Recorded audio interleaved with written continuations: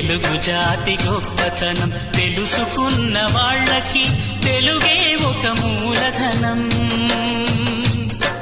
తల్లి తండ్రి నేర్పినట్టి మాతృభాషరా, తెలుగు మరచిపోతే వాళ్ళని నువ్వు మరచినట్టురా, ఇది మరువబోకురా. తెలుగు భాష తీయదనం, తెలుగు జాతి గొప్పతనం తెలుసుకున్న వాళ్ళకి తెలుగే ఒక మూలధనం.